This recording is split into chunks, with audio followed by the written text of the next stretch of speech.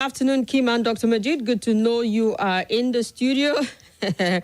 This is very serious. It is serious indeed for this Wednesdays, but it's okay. It's all good. It's all good.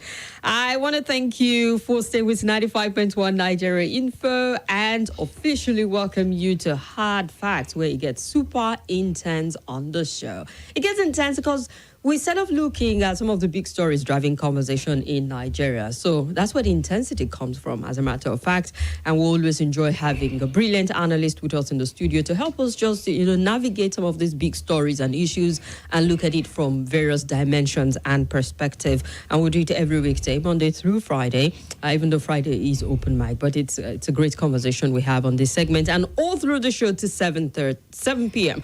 So I'm going to be here to 7. Welcome to the show. My name is Kimberly Wachku. Call me Kim, call me the Oracle, the Digital Oracle, call me Fellow, call me OTF, call me Madam Speaker, and I'll say yes to all of them. And yes, for all those asking, Dr. Majeed Dahiru is in the studio with me. Yes, I'm here today, live and direct. You're welcome. Thank you very much. Last week when I told them you're under the weather, I had lots of messages coming. Yeah, thank you so much. A lot of them actually reached out to me. Got some calls too, so I want to thank my listeners That's good for to their know. show of love, concern, and care. So I don't take it for granted at all. I hope you're better now. No, definitely I am. When I went off 2 weeks back, I went off for like 3 days. My body just shut down. So sometimes your body has a way of. Of course. We are human beings now. Oh, so it's good. Glad to have you back in the Thank studio. you very much. And yes, together we'll look at some of the big stories driving conversation, and there are quite a number of them. But starting off with the inflation. So the inflation has risen to 21.91% amidst the cash crunch. And I recall vividly all the conversations we've had with you also, where from the jump, you said, this Naira policy would have no impact on inflation. As a matter of fact, it might aggravate it. This Naira policy would not in any way prevent vote buying. This Naira policy, just look at a tall list of some of the things you stated, and the impact on the economy, on inflation, is one of those areas you've hammered on repeatedly over time on the show. And now we're seeing, at one point there was some sort of a lull. It stayed at a fixed position for a while, but now we're seeing even more depreciation, 21.91%. The price of foods in the market have spiked, businesses are affected, and we're getting even experts and economists saying this is going to damage your economy. I mean, I read, an article from Yemi Kale was talking about comparing it to the quarter that we're going to see the impact negatively of the cash crunch on our economy. Can we still fix this? I don't know what to say, really. Today is one of those days I feel like sitting down and just getting listeners' response to the conversations, because, the last time I came here, I was getting emotional about this issue to the point that you are actually trying to encourage me to say, look, guy, just leave this matter and it sort itself out. We saw this coming, clearly. It doesn't take a genius to see what's happening today from yesterday. It doesn't take too much of intelligence. It takes common sense. Common sense. The cost of Naira today makes it impossible for inflation to come down. What is inflation? What is inflation? A rising cost of goods and services. It can be caused by two things. If there is excess money in circulation, that is, people have prosperity. People have so much money to spend, and the demand sort of outstrips supply. You can have a demand pull inflation. Yeah. It's a behavioral kind of inflation. And how do you curb this kind of inflation? Interest rates are usually raised by CBNs all over the world, central banks all over the world. They raise interest rate to make cost of borrowing a little bit higher, so that the cost of goods itself might appreciate in the market and slow down demand. Nigeria last experienced demand pull inflation in 1972, 1973, when there was the Udoji Awards. If you remember, there was oil windfall beginning from the 70s in Nigeria under Gowon. And so Gowon set up a committee under Professor Jerome Udoji to say, look, how do we utilize some of these excess funds? Part of the recommendation was, why not increase salaries of public servants and, backdate the increment, and so that people can enjoy the prosperity of the country. So you saw people now going to Akara joints, going to beer parlors to pay beyond what the price of items were. So, and because there was prosperity. So that was the first time we experienced demand pull inflation. The first time. Nigeria has never, apart from that period, experienced manful inflation. What we've been experiencing in Nigeria is cost push. And what is cost push? If the cost of producing a loaf of bread makes it impossible for the manufacturer of that bread to sell it below 1,000 naira and remain afloat, that is cost push. If the price of bread increased from, say, 350 naira 2-3 years ago to 700 naira today or 1,000 naira, it means the cost of producing that bread itself has increased. And the factors responsible are clear.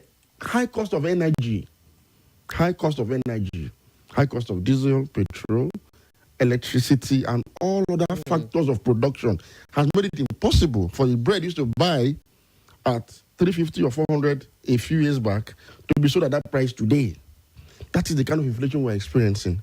So what has happened is that, added to the cost of borrowing money, because this Naira policy has created a parallel money market where Naira is traded for profit. Mm-hmm. So to even get your own Naira, you have to buy it. It's no longer Forex. So. No, it's not Forex. It's LOCEX. It's local exchange, local money exchange markets, where people buy 10,000 naira for as high as 3,000 naira. So that has added to the cost of production across the board. And so expecting inflation to come down is something that defies common sense and logical reasoning. We warned from the beginning that this was a disaster. It was a disaster. It's something that has not been done anywhere in the world. I keep making this emphasis. What India did in 2016 or thereabout was to tackle counterfeiting. There was so much counterfeited money in circulation. Of the currency. They printed the amount that they withdrew. They didn't print less than they were withdrawing. They simply increased security features, but they withdrew money quickly in 2 weeks and then supplied the economy. Even at that, it destroyed the economy. They hardly recovered from that problem.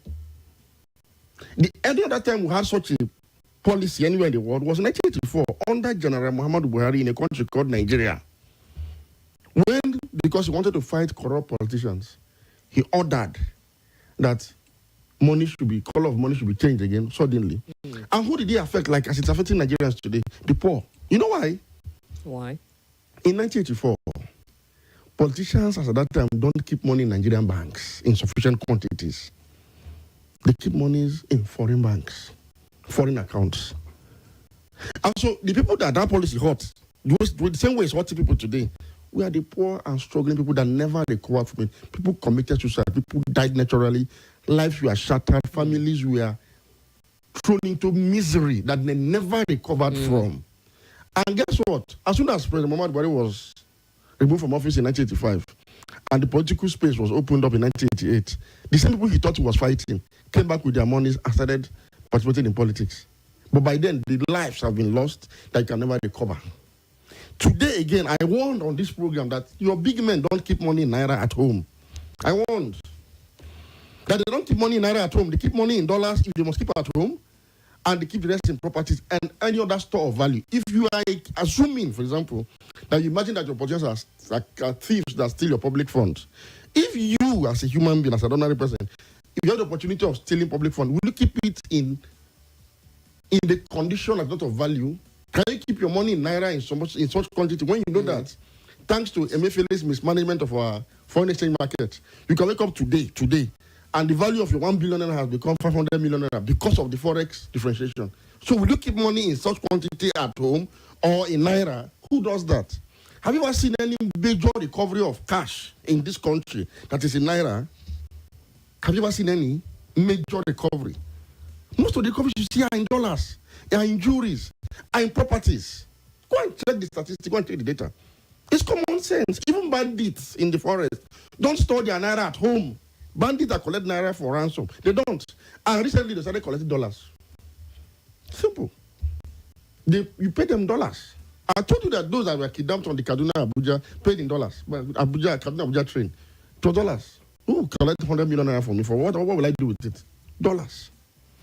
Evans, the kidnapper in Lagos, long before this era, was collecting his own ransom in dollars and in euro. Have you forgotten? That was why the media nicknamed him the billionaire kidnapper. That a government imagined it can fight corruption, terrorism, inflation, by changing the color of the Naira, of his currency. It beats my imagination. And let me tell you the worst part of this whole situation. It's not even the president that is responsible, in my opinion. It's not all his fault. It's not all the fault of the CBN. Those Nigerians that supported this policy are to be blamed the most. And the president himself said it in his speech, in his press release. He mentioned the fact that the people who they say it hurt the most were also he said so, and he was right. I will caution here that don't support any policy because you imagine it has political benefit to you, especially when you see fellow Nigerians suffering. Don't ever do it. Don't ever stand with it. You know, I was saying this. We saw a trend between 2015 and today. We are those that supported the president, those who are his supporters, those who claim to be Buharists or Buharidians, tend to support anything the government does because they feel it's their party and it's the party that they support. And so we saw how that affected governance because we didn't have a citizens' consensus on good governance to say, look, whether you're my townsman, my fellow religionist, whatever it is we belong to, as Nigerians, we should to call out the government on matters that affect us collectively.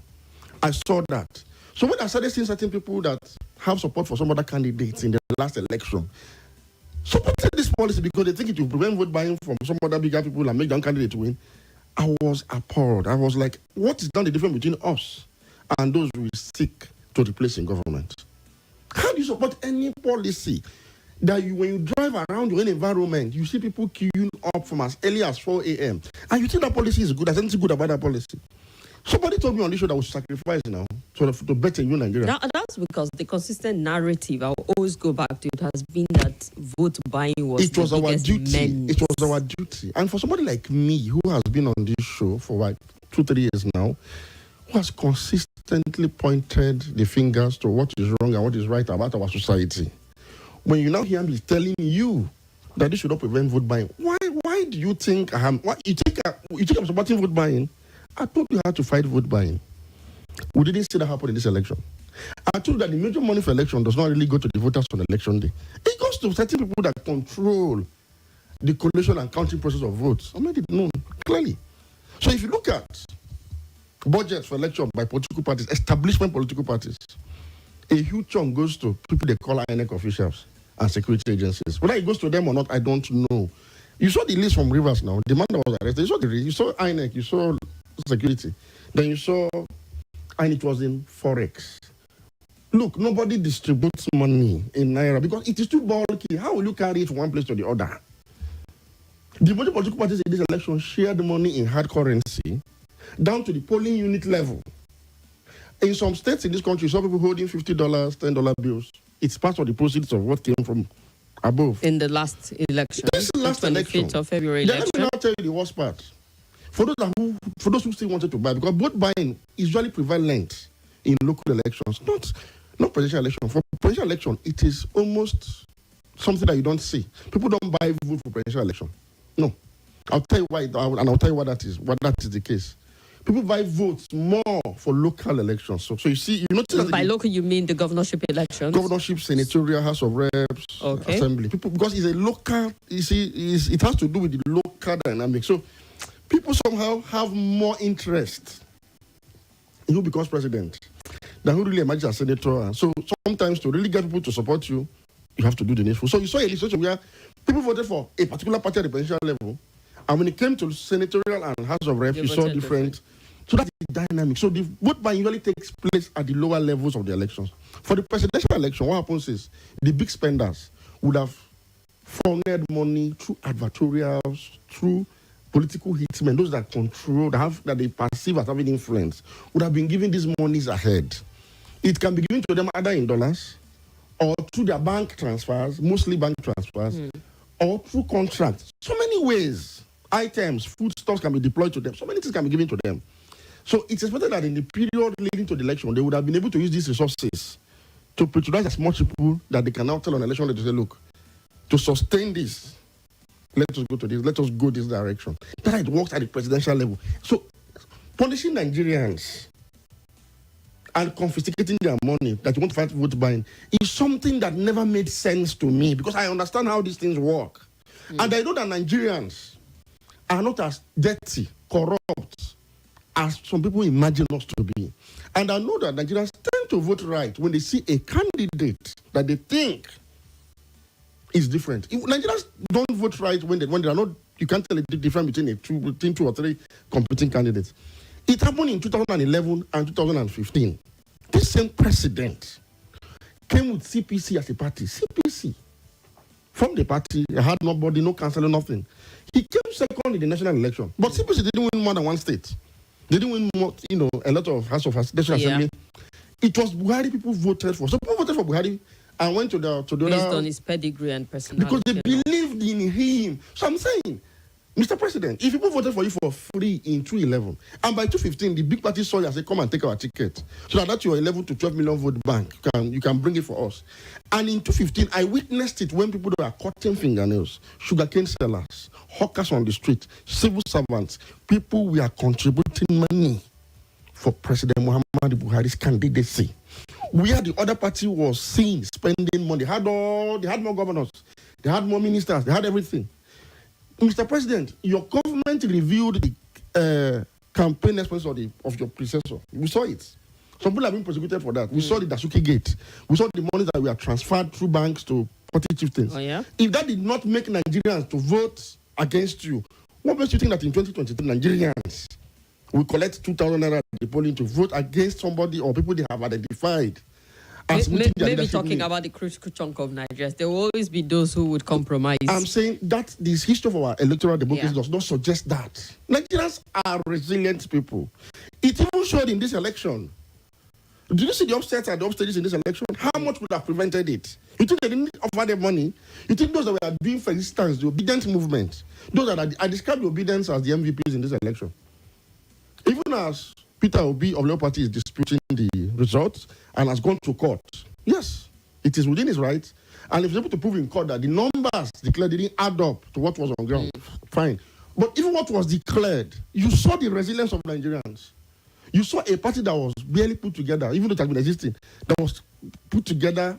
The candidacy of one man, sent the APC candidate falling in Lagos. This is a former governor of Lagos State. He has his own anointed candidate as the governor of Lagos as we speak. Tinubu lost Lagos to Labour Party, not to PDP, to Labour. He didn't just lose Lagos. Do you know Tinubu lost his residence to Labour also? He lost his residence of his local government of residence at Tiosa to Labour. The person representing Tinubu today in the National Assembly will be a Labour Party nominee. He lost Ikeja where he votes. He won his polling to Ikeja, but he lost the next polling to it. But he lost Ikeja as a whole to Peter Obi, the obedient movement. A movement that was propelled by the philosophy of we know they give shishi. We saw this coming. And we said, look, don't punish Nigerians. Nigerians have made up their mind. And look at this election. Okay, let's take it off from here after the new break, that is. Let's go on a very quick break. We'll be back in a jiffy. Stay with us. Hello, my name is Kimberly. I'm the host of Hard Facts, and I bring you the biggest stories driving conversation every weekday here on 95.1 Nigeria Info Hard Fact Show. I love to get your opinion and conjectures, but the facts you cannot dispute here on Hard Facts. Join me and let's talk.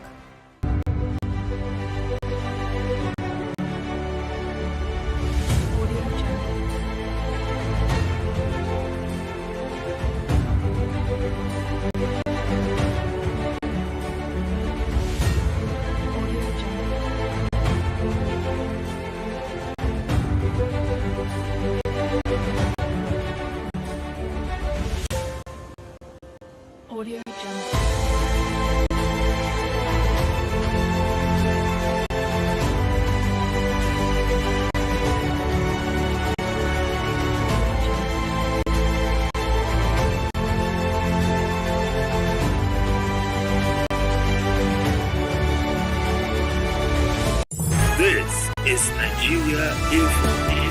Nigeria Info.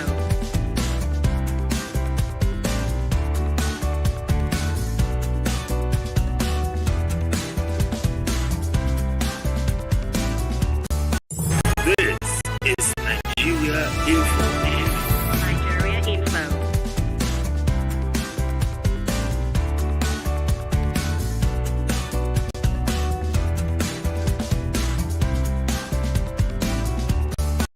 This is Nigeria Info. Nigeria Info.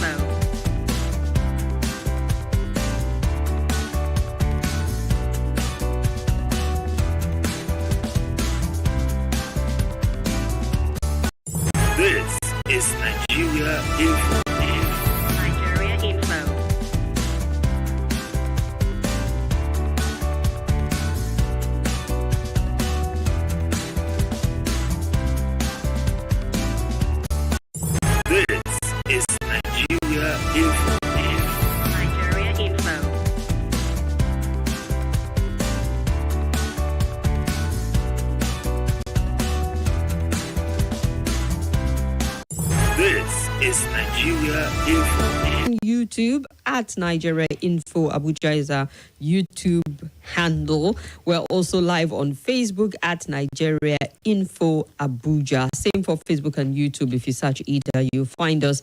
And Hajara Ibrahim, always a constant, always one of the first to leave a message. Thank you, Ibrahim Hajara. Mazi Sunday Okewu says, good afternoon, and my able mentor Majeed, I really missed you last week. And Dan Babashe, who says, hi Kim, I really like the objectivity, unbiased, free-minded, apt, head-nail hitting, fearless, blunt, and educating way Mr. Majeed's analysis are on every topic. Kudos to him. Abera Joseph Hani Ministry says, good day, Dr. Majeed. Thank goodness you're okay now. I thought PMB and FLN knew that you were what you were doing in the first place, not knowing that they were going against our mandate. He thought they knew what they were doing in the first instance. And he went on to say, we have learned in a hard way the policy that didn't affect the election, but people, true people in hardship is a hard lesson after all. Ibrahim Baba Abdullahi on Facebook says, thanks for your passion about our dear country. How I wish we have a listening government that can for once listen to your type on air. God bless you, sir. He wrote, Hafsat Mazu is listening to us. Big love Favor is also with us. Mama Nasser, wonderful analysis he wrote. Keep them coming. We see more on WhatsApp. We'll get to it in a bit. Dr. Majeed and Kim, you're doing a great job. Dr. Majeed, may God strengthen you. We really missed you last week. In fact, I personally became demoralized when Kim announced you will not be on air. Love your objectivity. Joseph Sam from Airport Road. So, Dr. Majeed, just before we went on the break, you were just trying to wrap up your point on this election how the election was this different. Policy, and we saw it coming. This policy had nothing, there was no basis for this policy. Look, in this election, for example. No, but then with 80% of our currency was not going through the financial system. No, that was a wrong narrative. Very, very wrong. It came from the CBN. The CBN was wrong, and that is why I'm worried about our kind of CBN now. It was wrong. The money supply in Nigeria was not 3.7. It was 0.52 trillion. 52. Meaning that 52 trillion was circulating within the system, in and out of the banking sector.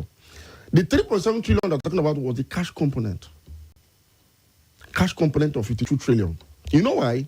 Nigeria had gone cashless in about 10 years. Nigeria today is more cashless than the United States of America, than UK, than China, than Japan, than South Africa.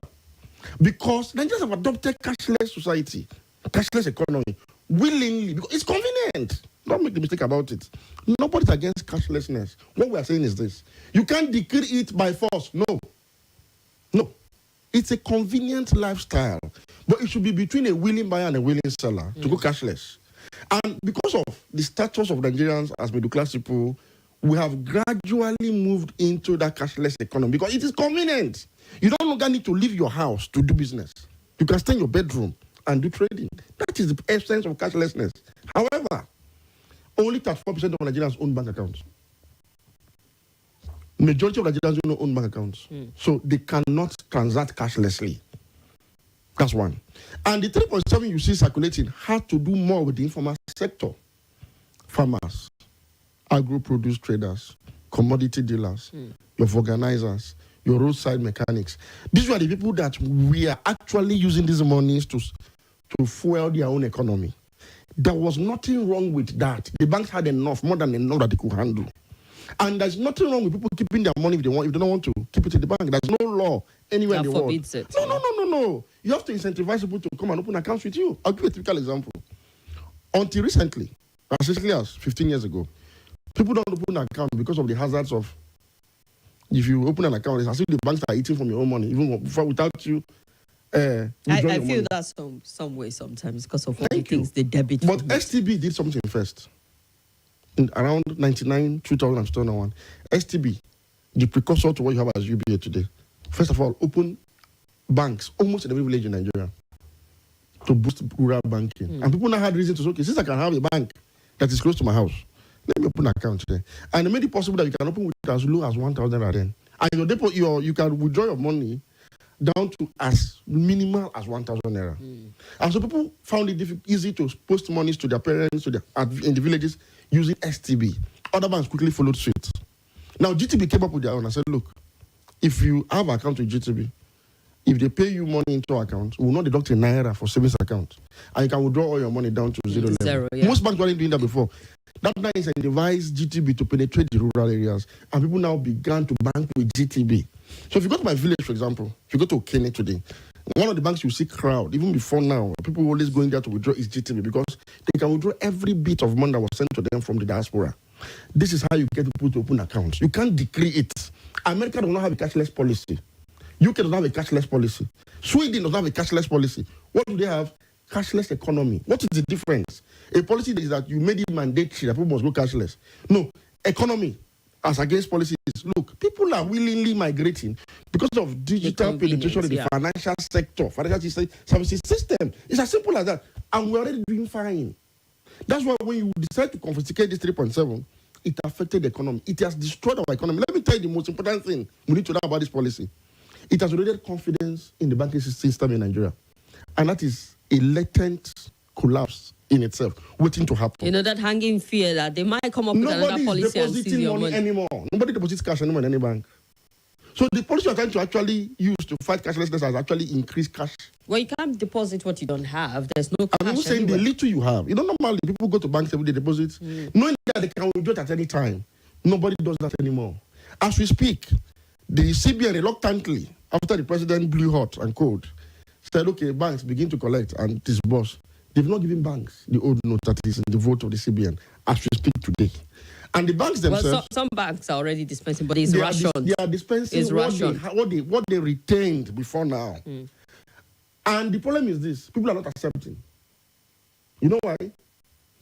There's still a regulation in place that CBN has not vacated. Which is? That if you want to deposit your old notes, for example, you have to go and generate a code to deposit them. See, that procedure is discouraging people from collecting even the old notes as we speak, even if it was available. I'm a little confused with all of the back and forth because if CBN is saying, all right, the legal tender aspect is legit to the 31st, going by, the president responded, to calls to saying, hey, we're going to go back to court for contempt of court. And it says, I didn't stop the CBN or anybody from responding to the court order. The CBN now acknowledged that indeed this is legal tender. So you think it has opened that door to addressing how you transact deposits and withdraw? Through its actions and inactions, has succeeded in delegitimizing 1,000 naira and 500 naira notes. By all of this back and forth and tragicomedy, it has delegitimized. And that's one thing about money. Economy requires confidence. You see, economy is a social science. It's a behavioral thing. So let me take you back to antiquity. Why did people suddenly start valuing gold? What is really special about gold as against other base elements? Just because a group of people, behavioral, decided that this was just good. This is precious. The whole world came to now base their store of value using the gold standard. It was a behavioral thing. That's why people are shifting to crypto, for example. Some people believe in crypto, and it is driving value towards crypto. Any country that plays with its currency the way we have played with it, you are risking a disaster that will be difficult to correct, even in the long term. Because you know why? People have lost confidence in the banking sector. The only respite now is maybe because the man who has been declared the winner of this election opposed this policy. So maybe if it's inaugurated, knowing that he opposed it, and he takes steps to really, really correct some of these mistakes, might restore confidence. That may be the only saving grace so far. Otherwise, what you have is people lining up at banks to withdraw their money. Recently, a bank in the US collapsed. The Silicon Valley Bank. Silicon Valley Bank. The American government, knowing that the sight of citizens queuing up to collect their monies from a bank can spiral confidence crisis in the entire banking sector. That was the reason it collapsed, yeah? You know what the government did now?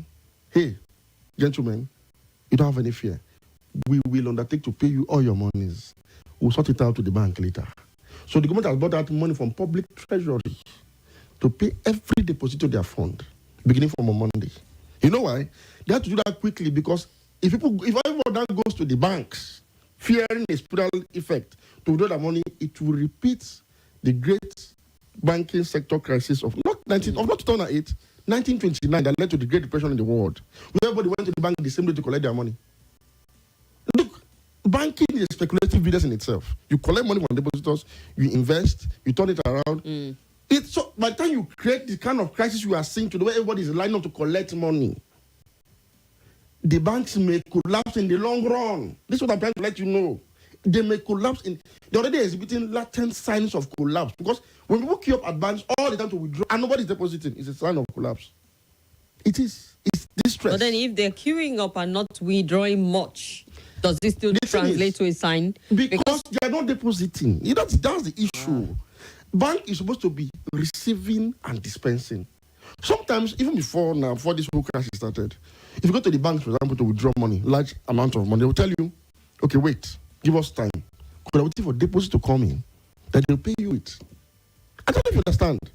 So right now, banks are not able to meet their obligation to their customers, even within the limit set by CBN. The 500,000. They can't meet it in a week. They can't meet 5 billion naira for corporate customers.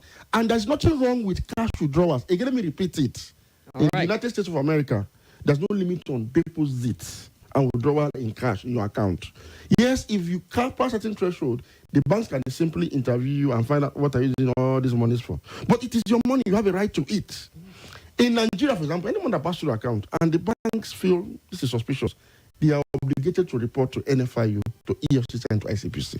They do that all the time. So there are already in place anti-laundering money regulations and laws to fight whatever it is you want to fight. For example, in this election season, one time you see that monies are moving from headquarters of your party, of the ruling party, or the main opposition party to candidates. And therefore you can flag and say, why are you dispersing? On what basis? Because you have to account for the sources of your campaign financing. So if you cannot explain where these monies came from satisfactorily, it can be flagged at that point.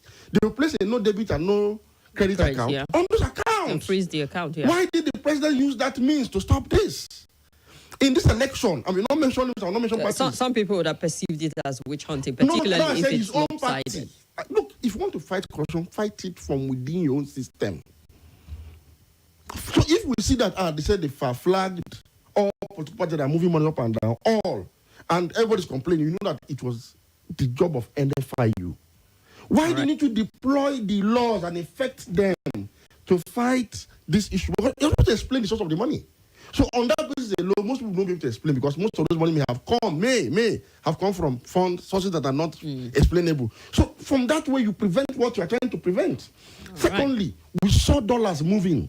Some parties distributed dollars. You saw a case in River State. The man himself said that it was campaign money. Police acted on that one, but that was just one in 36 states, meaning the remaining 35 probably escaped the radar. Only that one was I think there was one for Rivers, and if I'm correct, Lagos or one other area. They saw cash of 30-something million somewhere. They didn't tell us who owns the cash. Nobody explained anything. So that one ended there. Up to they've not given us the identity of these people. So the only one that was a bit successful was the Rivers. One person. And that was not all the money for the state.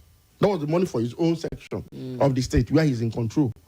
So these are ways to do this thing. Then you can now go to the polluted proper to make sure that anybody that is parking cars and giving signs, you arrest the person. People use POS to buy and sell vote in this election.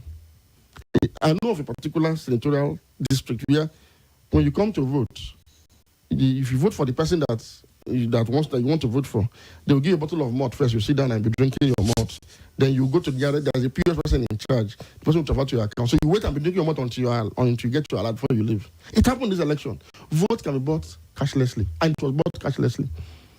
So that aspect of it, I mean, you've tried to just dispel the myth around this cash crunch. That was what drew public support for a policy that killed the people that are supporting the policy.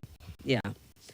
All right, let's look at more thoughts here. And we started off with the story talking about Nigerian inflation rises to 21.91% as cash scarcity persists.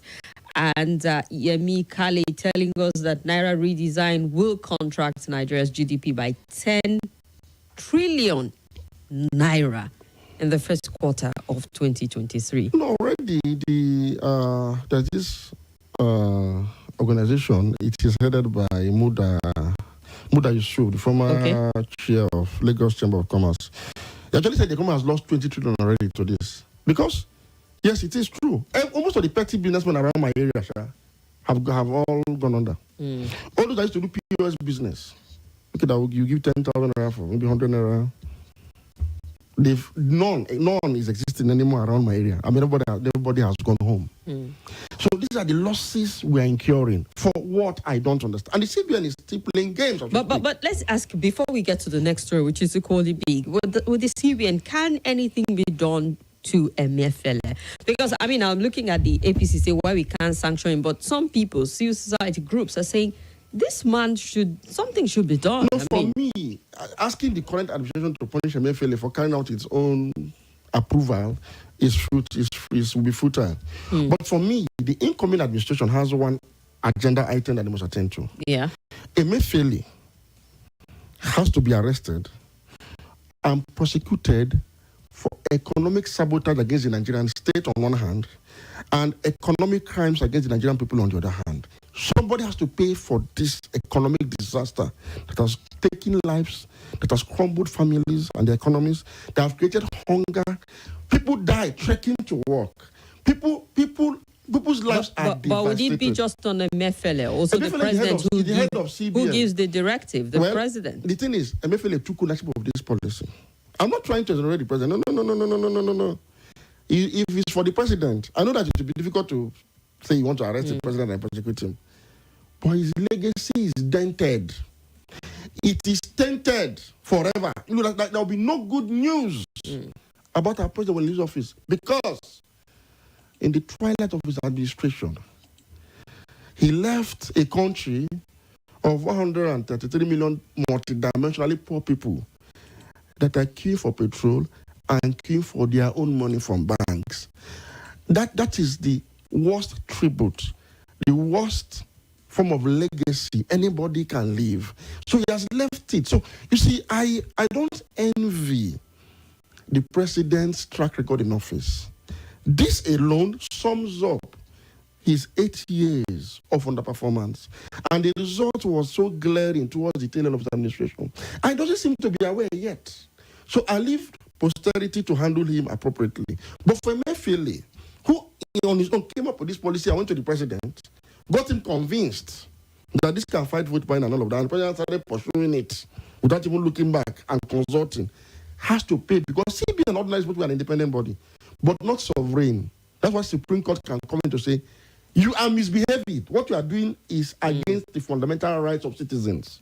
So to that extent, CBN can be reined in. But their independence, as we speak, because they are independent, CBN has not released monies from their vote to the banks. Right. In contravention of the Supreme Court judgment, they have refused to. They have told banks to go and source for money for themselves and use it.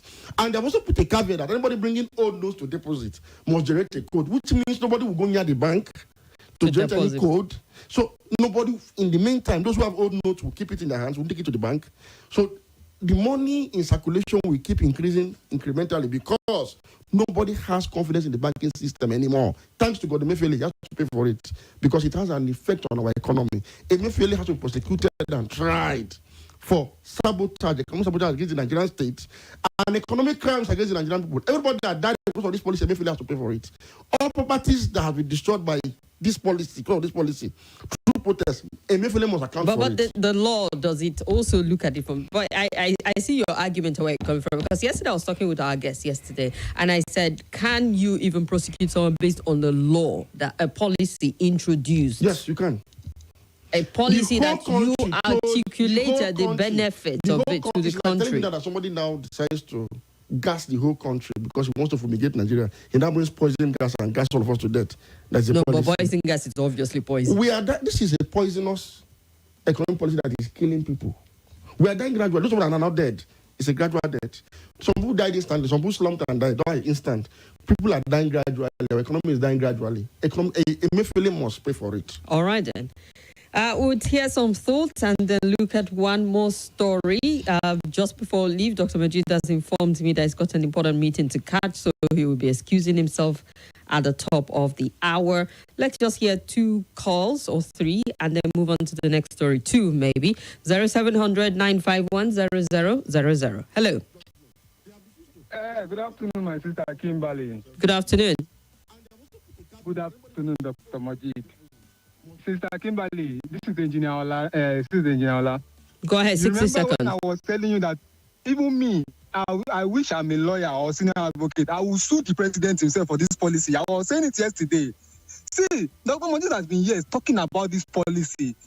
All of us are saying it's good for election. People are dying because of politics. See, Dr. Majeed, I'll just say God bless you. You know, I keep praying for you every day. I was just waiting to see if you come today. Thank you very much. All right. That is Ola. Let's hear another caller. Hello. Hello, Kimberly. How are you? Fine and well. Welcome. Mr. Majeed, good morning, sir. Good morning, sir. This afternoon, guys. Man. Welcome. So now, I think how the police they feed now. Every time now morning. All right. Go ahead. Yeah. My name is Jafaru. I'm calling from Uye right now. Welcome. I cannot but agree with Majeed. This is the best time that I have agreed to, not less. I mean, somebody must be held responsible for this. I'm taking it personal. Somebody should be held responsible. How can you just put people through suffering like this? Sorrows, wounds, a lot of economic hardship in the name of what? Please, Mr. Majeed, go on. We are backing this policy. We will see this thing to the end. All right. We are not just happy about this. All right then. At all. Thank you very much. We appreciate you. Let's hear another caller. Hello. Good afternoon. Good afternoon. Dr. Majeed. Yes, sir. My name is Umar. Go ahead, Umar. Remember on several occasions. Emefiele is not persecuted on this matter. Mr. lawyers in Nigeria. If lawyers don't know what they are doing. You see, I think this is a direct confiscation of our monies. They are deliberate confiscation of our monies.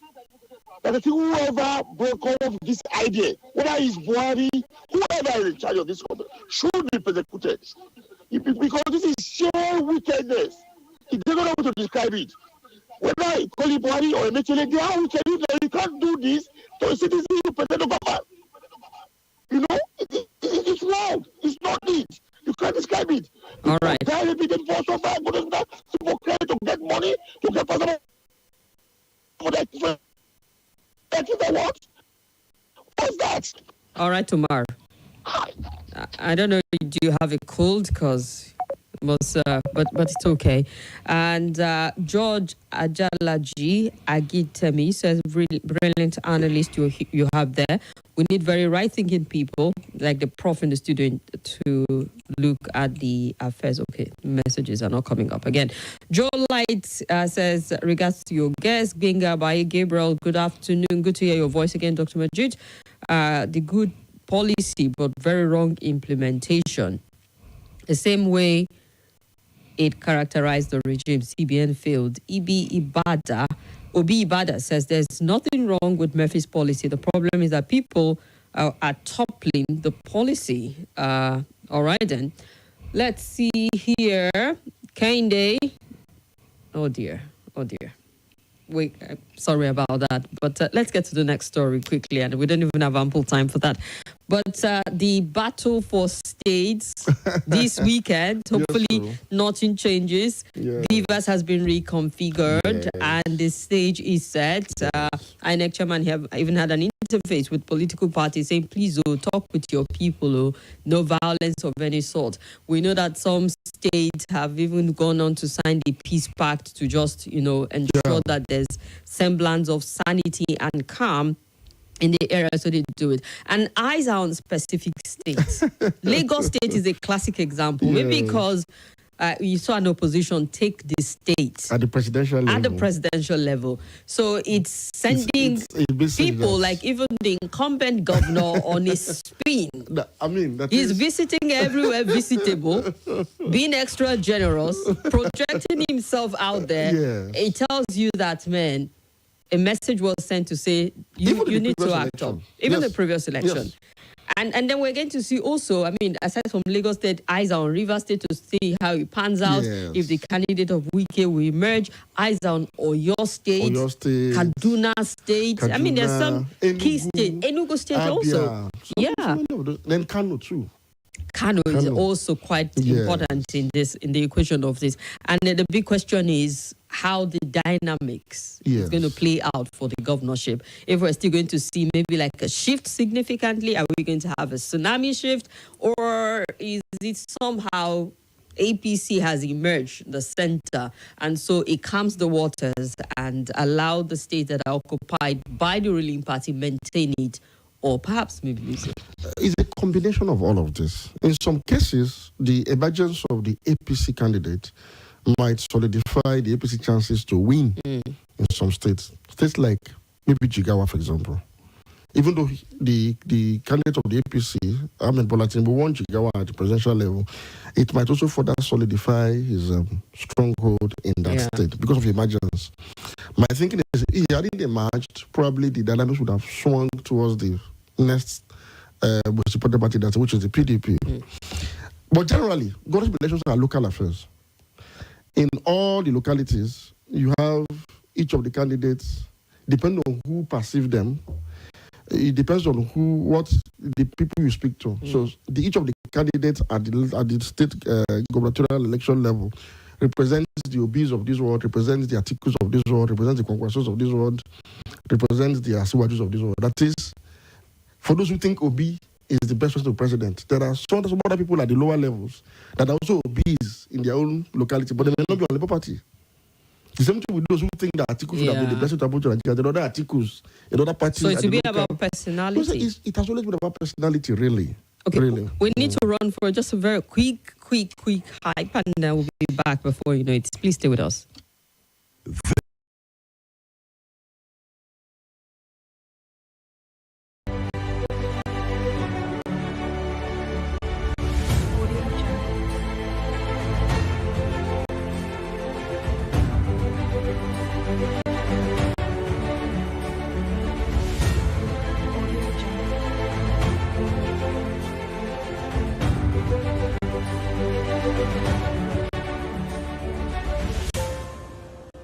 Audio Jungle.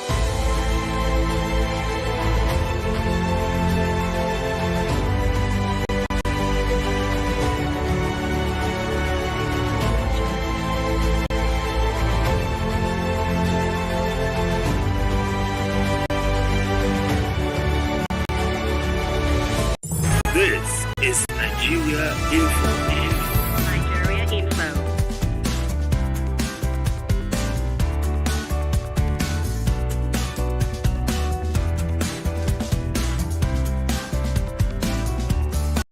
This is Nigeria Info. Nigeria Info.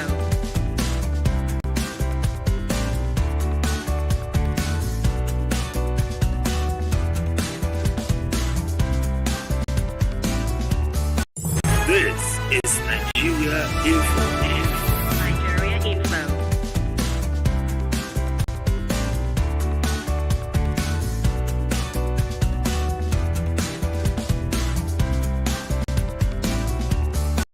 This is Nigeria Info. Nigeria Info.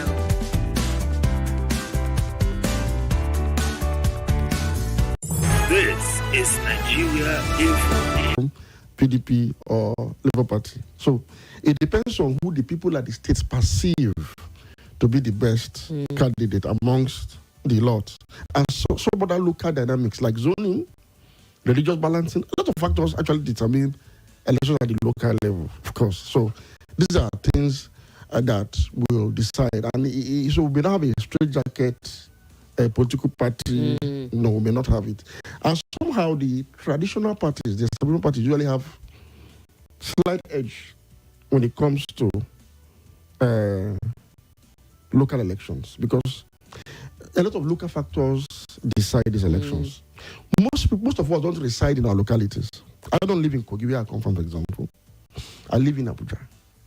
So the local elections are now left for the people who live there to decide. So you see the intensity, the sophistication is not really there anymore. It's not about what really concerns them on their day-to-day activity. So you are not going to see that level of sophistication you saw in the presidential election at the local levels. However, some states are interesting.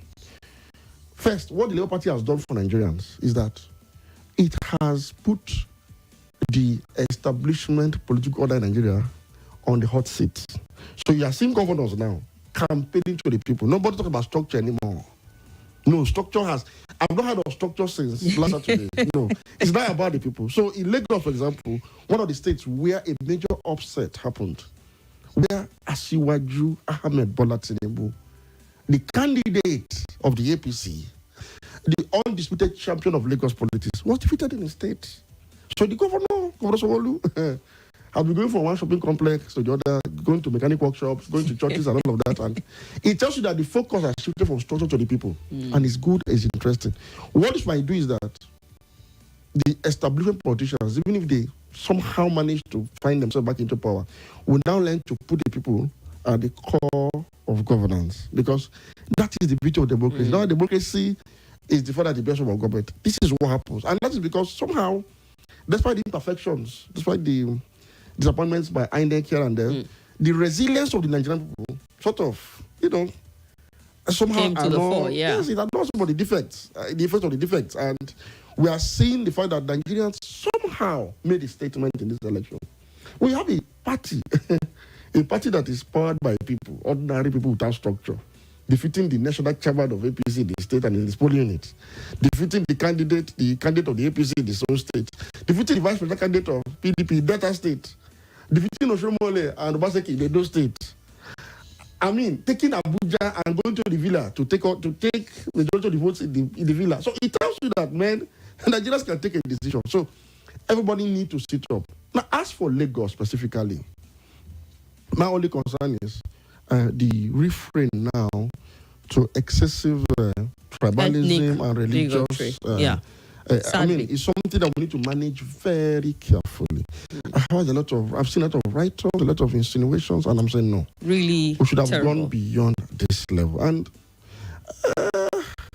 like Farouk Perogi pointed out in his article over the weekend, he talked about certain tendencies he mentioned as Igbophobia in Lagos, and it's something that is of concern to some of us. We don't need all of that. We don't need it. Lagos people should just vote for who they like, who they want to be their governor, and I'm sure they are capable of making the right decisions. And let me say this: the people that voted for Obi, for example, in Lagos, are not all Igbos. Definitely. And not all Igbos voted for Obi or voted against the Igbo. No. The people of Lagos, Igbo, Yoruba Hausa, name it, simply felt they needed a change, and it is within their democratic rights to do so. That shouldn't be attributed to an ethnic group. No, it's not. It's not right at all. And so, if the same people decide that Sanwo-Olu is part of Tinubu in Lagos, that Sanwo-Olu is somebody they think they are comfortable with, Sanwo-Olu will definitely still win. If the elections are free and fair. If they also feel that they want to change Sanwo-Olu for another candidate, either the PDP candidate or the Labour candidate or the ADC candidate or any of their candidates, it is within their rights. So that Labour Party won that state may not necessarily translate to a victory for Labour Party at the gubernatorial level. Yeah. And that is also because the Labour Party as a party does not have a clear-cut master plan or ideology for governance. It's unable of maybe of this thing he's doing. People feel, okay, let's give him a chance. He will win. And that might not necessarily be a function of rigging. Yeah. But at the same time, people feel, look, we just want to make a final statement that we can uproot all the uprootables. And he loses. Let it be democratically done. But no ethnic group should be victimized. No ethnic group should be targeted or stigmatized for the outcomes of this election in Lagos. It's very important. Very, very important. Dorcas is seated already, and we need to run for the news quickly at the top of the hour. We'll be back with more. Stay with us.